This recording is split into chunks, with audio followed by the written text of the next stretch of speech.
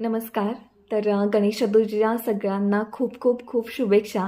आशा करते की आतापर्यंत सगळ्यांच्या घरी बाप्पांचे आगमन मोठ्या थाटामाटात झालं असेल आणि थोड्याशा मंडळांचे गणपती जे आहेत ते यायचे बाकी असतील तर ते सुद्धा लवकरात लवकर त्यांच्या जागेवरती विराजमान होतील.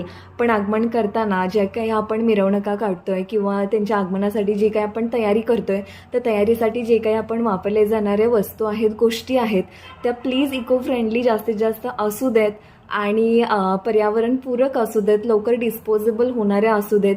कारण थोडासा आपण त्याचासुद्धा विचार केला पाहिजे.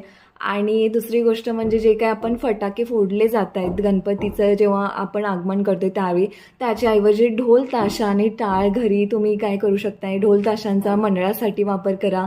टाळ असतील टाळांचा गजर करा घरच्या गणपतीसाठी. तर मी सुद्धा एक इको फ्रेंडली शाडूच्या मातीचा गणपती बनवलेला आहे आणि इतका सुंदर झालेला आहे, दृष्ट लागायला नको म्हणून मी अजून कुठेही पोस्ट केलेलं नाही, पण लवकरात लवकर मी तो शेअर करेन तुमच्यासोबत. प्लीज लाईक करा आणि हॅपी गणेश चतुर्थी. चांगले कहा, चांगले नैवेद्य बनवा बाप्पांसाठी. चांगल्या जितक्या गोष्टी होत आहेत, जितकी चांगली सेवा करता येईल बाप्पांची तितकी करा. ज्या काही तुमच्या म्हणजे अपेक्षा आहेत, जे काही मागायचं आहे मागणे ते सुद्धा मागा. तर सगळ्यांच्या ज्या अपेक्षा आहेत आणि त्या पूर्ण होऊ देत.